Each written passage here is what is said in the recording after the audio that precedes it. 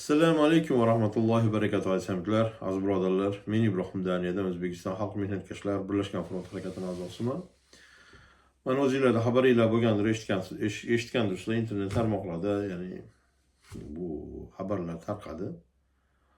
Ya'ni yetadigan joyimizga yetib keldik-da, endi bunday aytganda. Manzil ya'ni xalqni bunni shunday borib beton devoriga taqaldi desa ham bo'laveradi. Ya'ni sizlar bilan bizning mulkimiz bo'lgan, farzandlarimizning mulki bo'lgan, xalqni mulki bo'lgan, davlat ixtiyorida bo'lgan bizning korxonalarimizdan 29 tasi katta korxonalar o'zidan prezident yasab olgan kelgindi bu Jumpurush Shavkat buni xususiylashtirishsin deb, ya'ni buyruq chiqargan. O'zlashtirishadi. Kim o'zlashtiradi bu narsani? Ya'ni qo'yarga joy topa olmayapti-da, sizlar bilan bizdan o'g'irlagan pullarga, oltinlarga joy topa olmayapti. Ya'ni chet davlatlarga qo'ya olmaydi. Ya'ni ertaga bir gap so'z bo'ladigan bo'lsa, u pullarni qo'ldan chiqarib qo'yishdan qo'rqib nima qilyapti? O'zbekistonning mulkini sizlar bilan bizning pulimizga o'zini nomiga o'tkazyapti. Ya'ni sizlar bilan bizning pulimizga bolalarimizning pulini o'g'irlab turib, yana sizlar bilan bizi bo'lgan mulkimizni bizi pulimizga olib turib o'zlashtirib olib, o'zini nomiga o'tkazib olyapti korxonalarda. 29 ta bo'lsa 29 tasini o'zlashtiradi. Undan keyin qolganini ham o'zlashtiradi. Sizlar bilan biz qarshi olib o'tiraveramiz. Moskvada ish yaxshi ekan, Peterda u ekan, bu ekan, ya'ni istab yurilaveradi. Qayerda 3-4 so'm pul bor ekan deb. Oyoqinglar tagida millionlab pullar yotibdi sizlarda. Shavkat va buni to'dasi Jumpurushlar sizlarni milliardlab pullarni o'g'irlab yotibdi. Sizlar tayyor bo'lyapsizlar. Rossiyaga borib turmaga ya'ni bu ashira riskni bo'yninglarga olyapsizlar-da. Rossiyaga ketayotganda u yerda qamalib qolishdi. Alloh ko'rsatmasin boshqa bir gap so'z tushib bir olamdan o'tib ketishdi, urushga jo'natib yuborishdi. Har bir balo narsani ya'ni ko'zinglarga olib, ya'ni tavakkal qilib boryapsizlar. Lekin buncha risk qilmasdan o'zingizlarda haqqingizga ega bo'lishingizda imkoni bor-ku. Yer osti boyligingiz, butun boylik o'z vataningizga ega bo'lish. Zavod, fabrikalarni sizlarning ixtiyoringizga ishlashga qilsa bo'ladi 3 narsani. Yo sizlar bilan biz Birziyev bemalol o'marib yotaversin, sizlar bilan bizning rizqimizni ko'chadan topib olamiz deb yuraveramizmi? Bo'pti, sizlar topyapsizlar. Ertaga farzandinglar nima bo'ladi? Agar ertaga sizlarga boshinglarga bir ish tushib turib qamalib qolsanglar, Alloh ko'rsatmasin bir nogiron bo'lib qolsanglar, Alloh ko'rsatmasin bir bandalik bo'ladigan bo'lsa, ayolinglar kimning qo'lida qoladi? Bolalaringlar kimning qo'lida qoladi? Va ularda ertagalik kunga kelajagi bormi? Ularni himoya qiladigan bir idora, bironta jamiyat, bironta davlat bormi? Ularni yeydiganlar bor. Qo'lma-qo'l qilib yuboradiganlar bor. Ularni go'shini, qonini, ya'ni pochkasiga, jigariga qilib, kalla paycha qilib sotib yuboradiganlar bor. Lekin ularga yordam qiladiganlar yo'q. Nima uchun deganda, sizlar bilan biz ota bo'lib turish, ya'ni shu muammoni hal qilmayapmiz. Shu vatanda erkagi bo'lib turib, shu muammolarni hal qilmasdan o'zimizni eng oson yo'lga, qullikka, xorlikka o'zimizni tashlayapmiz. Bu yerda hech kimda aybi yo'q. Biz u yerga borib turib, qayerlargadir borib sarson sargardon bo'lishimiz. Avvalambor o'zimizni aybimiz bo'lib qolyapti-da. Ya'ni biz tek qo'yyapmiz. Borib o'marib yotishini, farzandlarimizni ustidan jinoiy bu guruhlar jinoiy, ya'ni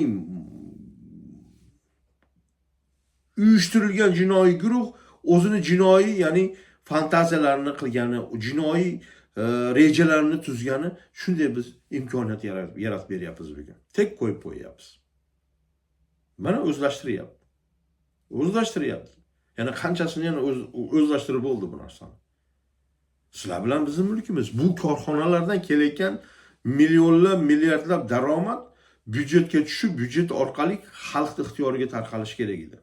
Nogironlarga, Kam ta'minlangan degan hozir shu kam ta'minlangan bo'lib qoldi. O'zi bolalar puli bo'lib, nogironlarga yordam bo'lib, ya'ni yangi uylangan, yangi turmush qurganlarga yordam puli bo'lib, shunaqa bo'lib bu ya'ni pensiya bo'lib bu tarqalishi kerak edi xalq o'rtasida. Xalqqa qaytish kerak edi bundan kelgan daromadlar. Endi bu kimning cho'ntagiga ketadi? Ko'ryapsizlarmi? Sizlar bilan bizdan o'margan pulga, sizlar bilan bizni uyimiz bo'lgan, mulkimiz bo'lgan narsani o'margan bizni pulimizga sotib olib, o'zlashtirib olyapti. Ertaga bir narsa desa, "Yo, bu meni pulimga olingan." Bo'lib haligi qanaqa kimdir, qanaqa Peterson nomiga, umuman Jackson Maxonlarning nomiga olinadi. Lekin faktichki sizlar bilan bizni pulimizga, bizni mulkimizni o'zlashtirib olyapti ular. Tek qarab o'tiradigan bo'lsak, bundan-da battar holatga boradi. Bundan battar holatga boradi. Endi mana hozir mulkni o'zlashtiryapti. Ertaga shu mulkni qo'ldan chiqarmaslik uchun bu nima qiladi? Buni o'ziga страховка qiladi. Nima qanday qilib? Buni mulkdorlarni qo'zg'alanmasligi uchun bu mulkdorlarni, ya'ni sizlar bilan bizni sonimizni kamaytirishga harakat qiladi. Yo'q qilishga harakat qiladi. Yo'q qilishga harakat qiladi. Nima deganman men sizlarga? Bu xalqni, bu vatanni ko'kartirgani kelmadi bu. O'margani kelgan bu Jumpurush.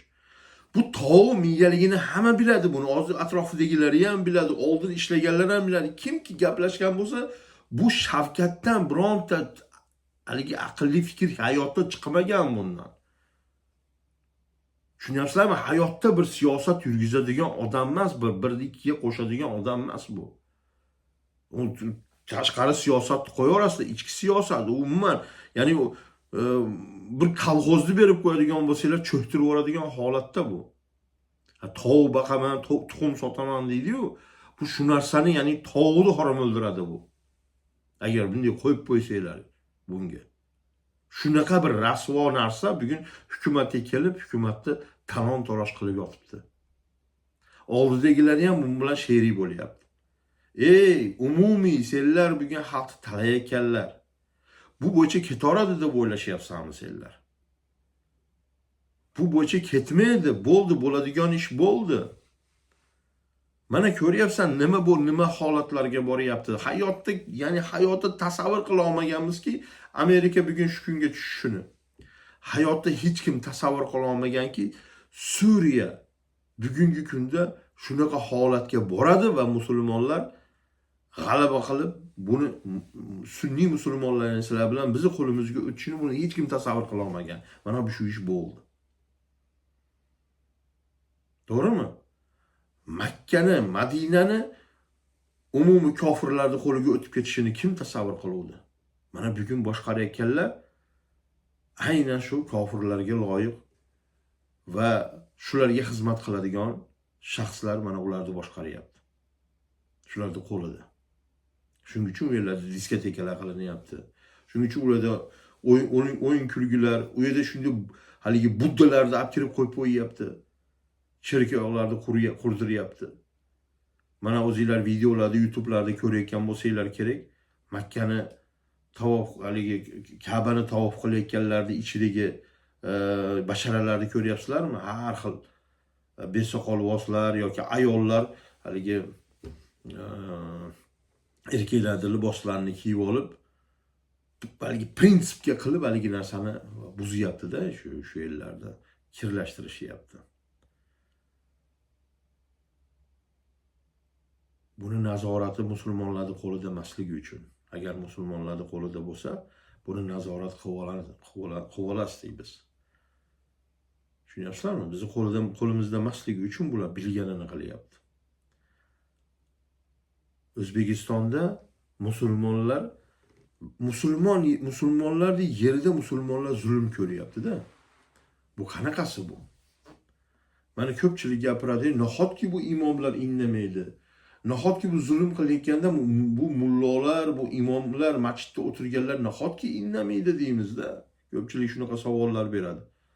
Agar bilasizlarmi, bugun O'zbekistonda boylar to'ylar qilib, o'limlariga imomlarni chaqirib, sevatlarini to'ldirib, cho'ntaklariga $100, $200 pul solib qo'ymasa va bular o'lim orqali, to'y orqali 3-4 so'm pul daromad topmaydigan bo'lsa va bular xoinlik qilib, davlatga ishlab, musulmonlarni sotib, buni orqasidan daromad qilmaydigan bo'lsa, ya'ni daromad kelmasa biron joydan, yani O'zbekistonda bironta imom topolmay qolasizlar. Yo'q, bironta deyishim adashaman. Albatta chiqadi bu yerda bir 3-4 ta chiqishi mumkin. Lekin umumiy oladigan bo'lsak, u yerdagilar ko'pchiligi xoinlik orqasidan daromad qilib o'tirganlar. Xalqni chalg'itayotganlar. Allohning kalomini ishlatib daromad manbai qilib olganlar bular. Qur'onni sotganlar, imomni sotganlar, Allohning dinini sariqchaqaga almashtirganlar bular. Agar bular bunaqa bo'lmasa, musulmonlar hozir shu holatga tushadimi? Muslimalarning ustidan shunaqa jinoyatlar qilinadimi? Go'daylar, bevalar, bechoralar ustidan shunaqa zulmlar qilinadimi? Qilinmaydi. Qilinmasdi. Lekin bugun sizlar bilan bizni aynan shu dinimizni dushmanlari, millatimizni dushmanlari boshqarayotgani uchun mana shunaqa holatga keldik. Agar sizlar yana ham mana shu Rossiyada 3-4 so'm, Amerikada 3-4 so'm, Yevropada 3-4 so'm pul topaman, uy quraman, farzandli uylayman deyotgan bo'lsanglar, bilib qo'yinglarki, bu dunyoligilar ham, u dunyoligilar ham ketdi sizlardan.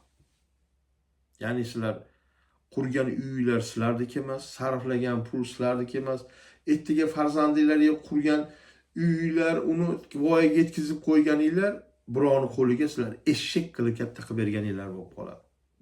O'zinglar ham eshakdek ishlab qiynalib, birovlarga voyaga yetkazib beryapsizlar, qul qilib farzandinglarni.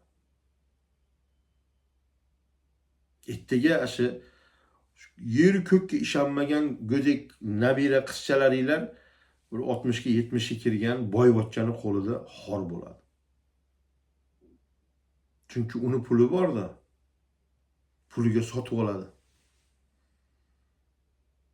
Uni sotadiganlar bo'ladi. Mahalla ko'yda, maktabda, bog'chasida, u yerda, bu yerda. Uni orsi, chunki o'zini bolasi emas. Ular o'zinikini ham sotadiganlar.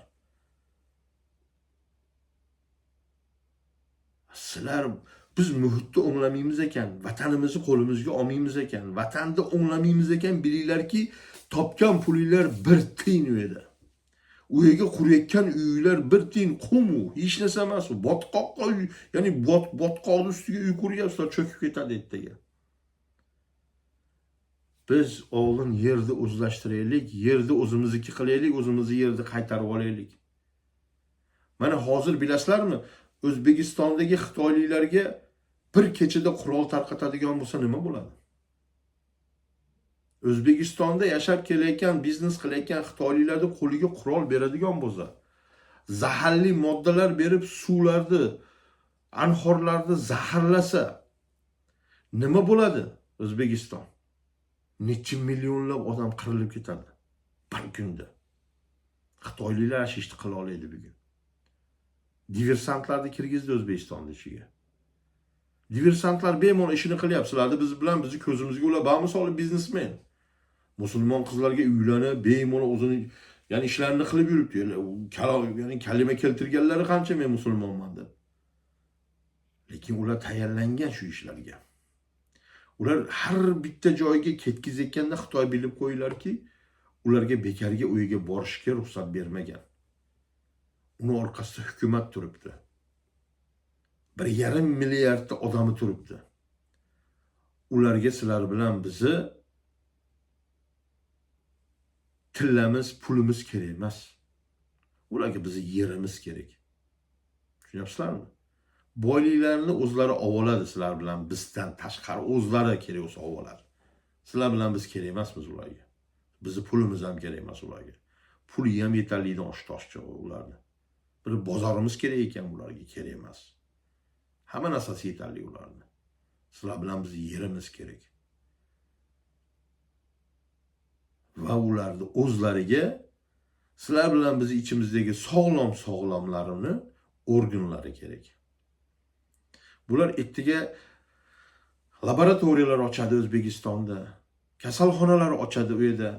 Sizlar bilan bizni DNKlarimizni o'rganishni boshlaydi. Qonimizni o'rganishni boshlaydi. Uje shunday ro'yxatda turasizlar. Kimi qoni qanaqa gruppasi qanaqa, kimi qanaqa kasalligi bor, kim qanaqa pochkasi, kimi qanaqa organlari qanaqa sog'lom, qanaqa nosog'lomligi bularning qo'lida qog'ozi turadi. Istagan vaqtida shunday shu yo go'dakmi, voyaga yetganmi, qari bo'lganmi farqi yo'q. Agar shuni kerakli organi shularga mos keladigan bo'lsa, bitta sababini qiladi, buni yig'ishtirishadi bu odam. Mana qanaqa diversantlar keldi. Istagan vaqtida mahalla odamlarni qiradiganlari kirdi bugun O'zbekistonga. Zaharlab, oziq-ovqatlarni zaharlaydi, suvni zaharlashi mumkin, havoni zaharlashi mumkin. Shu ishlarni qiladigan diversantlar kirdi bugun O'zbekistonga. Ularga buyruq berilganda u ishni qilishni boshlaydi bular. Lekin eshikni kim ochib berdi ichkaridan? O'z vaqtida ruslarga Toshkentda eshigini ochib bergan xoinlar bo'lgan. Ruslar bostirib kirganda Toshkent ravotini ochib bergan. Shunday, ya'ni kirib borishgan ruslar. Egallab olgan Toshkentni. Xuddi shunaqa xoinlar bugun O'zbekistonning eshigini Xitoyning diversantlariga, Xitoyning sekretni agentlariga eshiklarni ochib berdi. Mana bular kirdi, O'zbekistonni to'la o'rganyapti hozir. Qayerda nima bor? Qanday qilsa, nima qilsa, qaysi suv, ya'ni kanalizatsiyaga qanaqa gaz haydasa bo'ladi. Qaysi trubani zaharlasa qancha odam o'lishi mumkin. Qayerda portlatsa qancha odam ketadi. Hamma narsani o'rganyapti bular. Sizlar bilan biz o'ylayapmizki, ular yer olyapti, yer sotyapti, biznes qilyapti, sizlar bilan bizga motorollar sotyapti, ya'ni dazmol olib kelib sotyapti, ash orqali tirikchilik qilyapti deysizlarmi? Adashyapsizlar. Ular diversantlar. Ular to'la o'rganyapti O'zbekistonni. Barcha, ya'ni kartasini ichidan o'rganib boryapti ular. Ularga to'la ma'lumotni beradigan xoinlar ham yetarli O'zbekistonning ichida. Chunki bu millatdan emasda ular. Bu dindan emasda ular. Mana bittasi xoin kelgindi, Shavkat eshikni ochib berdi.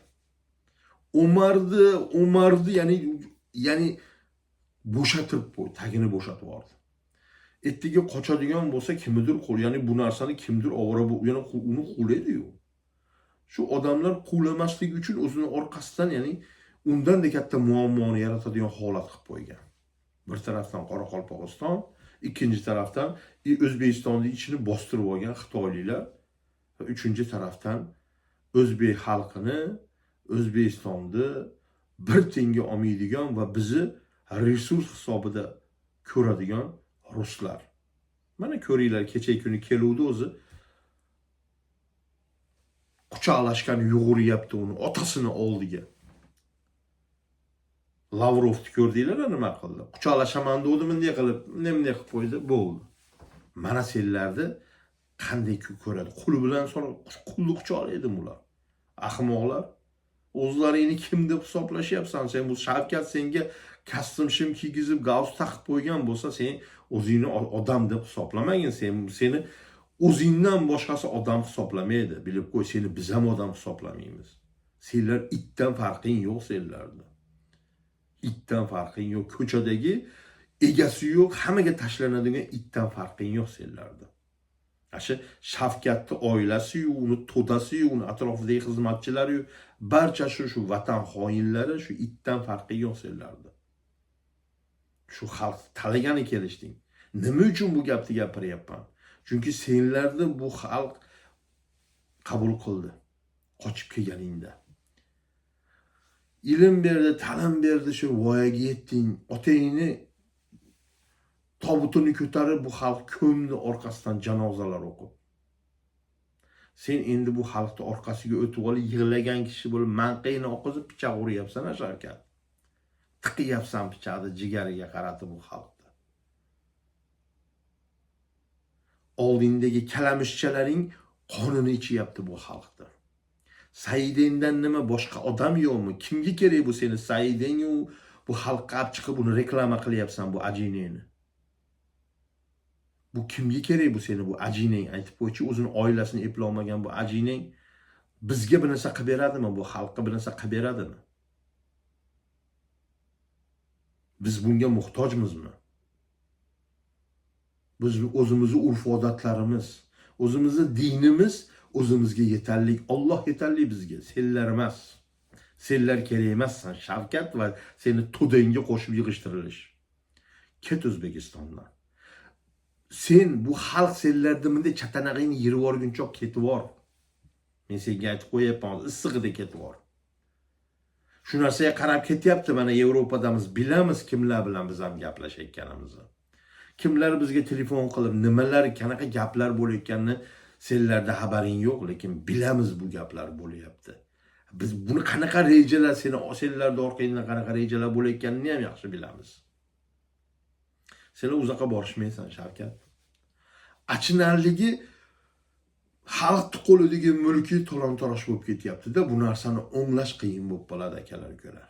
Buni o'nglashimiz qiyin bo'lib qoladi. O'rniga qo'yishimiz o'ta qiyin bo'ladi. Tushunyapsizlarmi? Bizim mulkimiz talon-taroj bo'ladi. Bu narsaga yo'l qo'yish kerak emas. Chiqishimiz kerak. Buni sotmaysan xalqning mulkini deb. Sotmaysan deb bundan talab qilishimiz kerak. Xalq ko'chaga chiqish kerak. Mana aynan shu narsaga biz qarshimiz. Sotma davlatning mulkini. Sotma, bo'ldi. Ya'ni biz siyosatga qarshi emasmiz. Biz mulkimizni sotishiga qarshimiz deb chiqishimiz kerak. Bu Shavkatga qarshi emasmiz. Uni seni oilangga qarshi emasmiz, lekin bizni mulkimizni sotma deyishimiz kerak bugun. Tushunyapsizlarmi?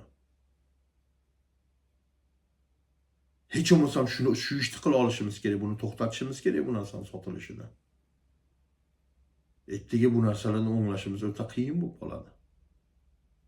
Bilyapsizlarmi oltinning narxi ko'tarilayotganini? Unga qaramasdan O'zbekiston oltinni sotib yotibdi. Nima uchun? Chunki o'zining mulki emasdi. O'zining mulki emas. Bunga buyruq kelgan. Rossiyadan, Xitoydan shularning vazifasini bajaryapti. Bu ichki xoin, ya'ni bizga O'zbekistonni ichiga tiqilgan josus bu. O'zbekistonni chak-chakidan yirtish uchun kiritildi. Pulni qil, ya'ni u biz O'zbekistonni yirtib o'rmoqchi bo'layotgan, yerini olmoqchi bo'layotgan, yer osti boyliklarini istagan shaxslarga, davlatlarga bu Mirziyoyev qilayotgan pul kerak emas ularga. Mirziyoyev qilayotgan jinoyatni undan-da kattarog'ini qilib berishga yo'l ochib beradi bular. Shuni bilgan holatda Shavkat bemalol jinoyatini qilib yotibdi. Nima uchun agar sizlar bilan bizni o'ylasa, nima uchun Turkiya bilan birlashmadi? Turkiya bilan birlashish kerak edi. Nimaga birlashmadi bu Turkiya bilan? Nimaga Turkiy millatlari bilan birlashmasdan Turkiyaga qarab teskari bo'ldi bu? Chunki buni qoni turklardan emas. Chunki bunga buyruq berayotganlar turkiylar emas. Buni vazifasi turklarni yo'q qilish. Sizlar bilan bizni yo'q qilish. Sizlar bilan bizni kelajagimizni paymol qilish buni vazifasi. Shuning uchun bu hukumatga keldi. Shuning uchun bemalol o'tiribdi, jinoyatlarni qilib. O'zbekistonda shiyalarni rivojlantiryapti. O'zi bular shiya to'pidan bular. Buni orqasida turgan, bunga vazifa berayotgan nafaqat Rossiya bor, nafaqat Xitoy bor. Eronning josuslari bor. Bular o'zi shiya to'pidanligi uchun sunnitlarni, ya'ni sizlar bilan bizni sunniy musulmonlarni bular yomon ko'radi. Tushunyapsizlarmi? Bizni yomon ko'radi bular. Bizni qonimizni ular o'ziga halol qilganlar. Shuning uchun bizga kirib olib, Eronlik mullalari kirib olib, sizlar bilan bizga va'z o'qiyapti. O'zbekiston masjidlarida hech qachon toza haqiqat, toza, ya'ni tarix gapirilmayapti. Nimaga Osmon roziyallohu anhuni qatl qilgan, ya'ni shahid qilgan bu xoinlarni gapirmayapti bular.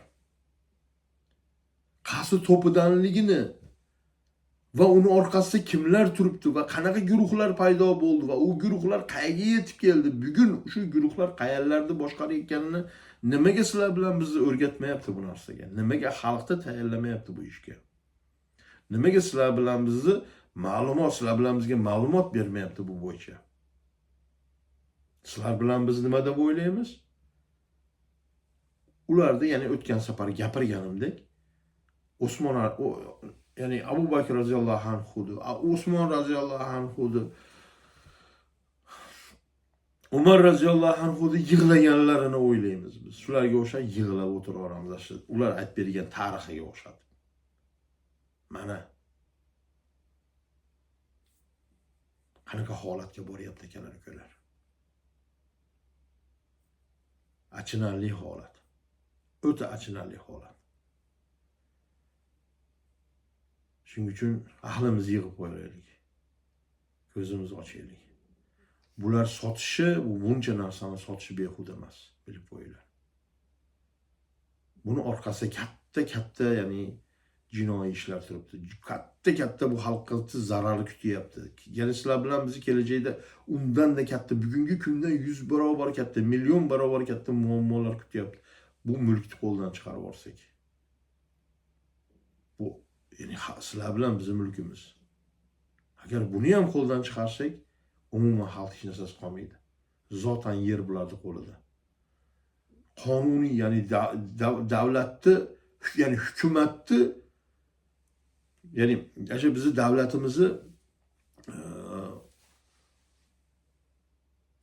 balansida bo'lgan, xalqni ixtiyorida bo'lgan, ya'ni xalqni mulki bo'lgan bu korxonalarni bugun umuman, ya'ni xalqning hech narsasi qolmaydigan holatga borib qo'yapti. Ya'ni sizlar bilan hech narsamiz qolmaydi.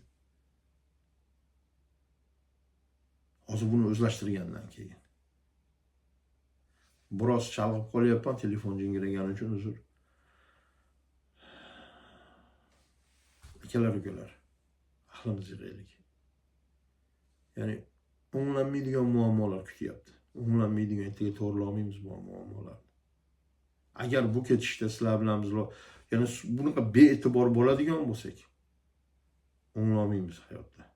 Farzandlarni dunyo torib ketadi, farzandlar hech qayerga solmaydi, bilib qo'yinglar. Rossiya bu ketishda qayerga borasizlar? Rossiyada qaranglar qanaqa qilib xor qilib o'ynayapti o'zbeklar. Tepalab o'ynashyapti. Ya'ni shunaqa xorlashyaptiki, u yog'i yo'q, chegarasi qolib, ular tamom tugadi. Nimaga sizlar bilan biz shunaqa muomala qila olmayapmiz ularga qarshi? Nimaga sizlar bilan bizni diplomatimiz degan saylanganlar bularga qarshi bironta og'ir gapira olmayapti? Gapira olmadimi? Nimaga sizlar bilan biz ularga, ya'ni bizni mulkimiz bo'lgan pulimizni ularga maosh qilib beryapsizlar bilan biz, ya'ni biz tarafimizni olmagan diplomatlarga? Nima o'zini oqlamayotgan bo'lsa, nimaga ular o'tiribdi u yerda? Bizni pulimizni yeb. Bizi xizmatimizni qilmasa nima qiladi ular o'tirib u yerda umuman? Nimaga sizlar bilan biz ularning mulkini, uyini, ya'ni qilmagan, ya'ni qila olmayapti, vazifani bajara olmayapti, mulkini tortib olmayapmiz xalq bo'lib. Shu mulkning egasi bo'lib. Nimaga sizlar bilan biz bularni quvlab olmayapmiz, hokimlarini yo boshqalarni? Mana Andijon hokimini ko'ryapsizlarmi nima qilyapti? Qarilarini yig'ishtiryapti. Ya'ni u zerikdi, qarilar bilan o'tirib bu yerda, ya'ni kayf safo qila olmayapti. Yoshlar kerak, yosh qizlarni kerak, yosh qizlar, yosh yigitlar kelinglar deyapti, bemalol. Men sizlarni ishga olaman deyapti. U ya'ni buni orqasida yoshlarni chaqirayotganning orqasida boshqa yana ishlar bor. Birinchidan qanaqa ishlar bor? Jinoiy ish. Jinoiy ish. Qanaqa ish? Ya'ni u yerda o'tirgan bo'rilar qandaydir bir yerlar sotilsa, qandaydir bir jinoyat ish qiladigan bo'lsa, albattaki ularga biladi ular nima, qanaqa balansda nima turibdi, qaysi korxonalar, nimalar, barcha narsani biladi eski bo'rilar. Bular ishdan haydagandan keyin yoshlar keladi. Yoshlarga ishni buyruqni bajaradi, mana uni qil deydi. U hali so'ramasdan qiladi buyruqni. So'ramasdan, ya'ni uni orqasida nima turibdi, nima bo'ladi ertaga so'ramay qiladi. Shu oyligi uchun buni hukumat uni hokim peshanasidan o'pib qo'ygani uchun jinoyat qiladi bu. 3-4 so'm puliga. Ya'ni u millionlab bermaydi eski bo'rilarga o'xshatib. $100, $200 bilan milliardlab pulni pachag'ini chiqaradi bu. Yosh qizlarni chaqiryapti, kayf safo qiladi. Yaxshi o'rinlar beraman deydi. Ana bular nima qilyapti? Sizlarni ayolinglar, qizinglar muhtoj bo'lganlar ertaga murojaat qiladi bunga. Men ham ya'ni bilaman bu ishlashni. Men ham o'qilishni bilaman, bu qilishni bilaman deydi. Qolganini o'zi o'rgatadi. O'ziga mos qilib olishga o'zi o'rgatadi qaysi. Yana nima istashini o'zi o'rgatib oladi, o'zining yo'liga solib oladi, bilib qo'yaringlar. Sizlar bilan biz shunaqa muhtoj qildiki, ishga, pulga shunaqa muhtoj qildiki, hamma narsaga tayyor bo'lib turibmiz-da bugun. Xalq shunaqa tayyor bo'lib qoldiki, bular istagan yo'liga soladi, istagan kuyiga soladigan holatga bordi. Istagan qalapaga soladigan holatga borib qoldi. Mana shu achigan, chiriganlar yosh 16 yoshar, 17 yoshar, 18 yoshar qizlarni rasvosini chiqarib beribdi mana. Og'zini lom-lum deb ocha olmayapti bular. Birontasi gapira olmayapti. Ya'ni jabrlanganlar. Qolganlari hali ham men shu bu hokimning muovinini qo'lidaman. Bergan uy meniki bo'lib qoladi. Menga telefon beryapti, 3-4 so'm pul sarflayapti deb aldanayotganlar hali ko'p. Ularning o'rniga odam topilguncha o'r, boshqa ayollar topilguncha o'r, boshqa qizlar topilguncha o'r. Buni ko'rdik-ku. Undan keyin ularni yo jinnixonaga tiqadi, yo narkotik bilan ushlab qamatadi, yoki o'ldirib qo'yadi. Bo'ldimi? Bo'ldi bu ishlar. Bo'lmagan bo'lsa ekan, biz o'zimizcha o'ylab topfasak, shu vaqtga do'g'ri bo'lgani uchun gapiryapman men bu ishni. Akalar. Shular har bitta oilada qizlar bor. Shuning uchun ahlilar yig'inglar. Bularga nafaqat qizlar qiziqtiradi, bolalar ham qiziqtiradi bu haromalarni. Sizlar o'ylaysizlar, o'g'il-tug'ildi, har holda bitta muammo kam. Bularning ko'ngli hamma narsani, ya'ni bular old orqasiga qaramasdan bularga farqi yo'q. O'g'il bo'ladimi, qiz bo'ladimi, bularning nafsi shunaqa past holatdaki rasvolardi. Ya'ni Alloh subhanahu va taolo sizlar bilan bizga ko'rsatib qo'ydi bularni qanchalik jirkanchligini. Bularni sizlar bilan biz bemalol tepalab borib, bemalol ya'ni qirib o'radigan holatga olib borib qo'ydi. Qirsak bo'lardi bularni bemalol. Shunaqa holatda bular. Shunaqa jinoyatchiki, ya'ni oxiri yo'q. Akalar, ko'zinglarni ochinglar, ahlilarni yig'inglar. Bo'ldi, bundan keyin ya'ni o'ylanib og'zimizni ochib o'tiradigan vaqt emas. Bundan keyin faqatgina oldiga qarab harakat qilib, oldiga qarab tankga o'xshab yurib bularni tepalaydigan vaqtimiz keldi. Bularni yanchiydigan vaqtimiz keldi. Birlashinglar safimizga. O'zimizning kelajagimiz uchun, farzandlarimiz uchun, vatanimiz uchun, Alloh uchun harakatimizni qilib, ishlarimizni to'g'rilab, ya'ni vatanimizni ozod qilaylik. Bu xoinlardan tozalaylik. O'g'irlangan pullarni qaytaraylik. Mana Gulnora Karimovani qamaldi, turmadan chiqdi. Sizlar bilan biz bu qanchalik bularni ertaga ishonib o'tirishimiz kerak, aytinglarchi. Hozir esimdan chiqib qolaydi, shu narsani gapirib o'tib ketyapman. Buni Yevropa muzlatgan pullarni qaytarish uchun uni biz o'zimiz qamadik, uni jazolayapmiz deb turib, olib boradigan joyga olib borib malikalardek saqlayapti. Chunki milliardlab Yevropa uni pulini qaytaryapti-yu. O pullarni o'zlashtirguncha o'g'ir. U pullar to'la barchasi qaytguncha o'g'ir. Bu turmada o'tiribdi deyoradi. Bilib qo'yinglar. Kerak bo'lsa 1 soat, 2 soat kirib turmada u ya'ni barakdan bu barakka dorsakin piyoda ham o'tib qo'yaveradi odamlarni ko'ziga ko'rinib. Po faktu qayerda? Hammamiz bilamiz, dachada yotibdi. Malikalardek yashab, sizlar bilan bizning pulimizga. Ya'ni milliardlab pullar qaytyapti. Agar u turmada o'tirmasa, Yevropa aytadi, menga ber deydi. Menga chiqar deydi. Yevropa biladi qanaqa bosim qilib uni olib olishdi. shu olmaslik uchun buni o'zlari turmada o'tiribdi, jazoladik, ya'ni yana ham jinoyatlari chiqyapti degan bahonalar bilan uni ushlab o'tirishibdi edi. Sizlar bilan biz o'tiribmiz, tortishib, u turmada emas, bunisi turmada, hamma har xil gapirib. Bas qilinglar. Bularni nog'rasiga unga tushishga kerak ko'ra. Sizlar bilan biz tortishadigan vaqtimiz emas. Sizlar bilan biz birlashib turib, bu xoinlardan vatanimizni tozalaydigan vaqtimiz. Farzandlarimiz uchun, kelajagimiz uchun bu ishni qilishimiz kerak.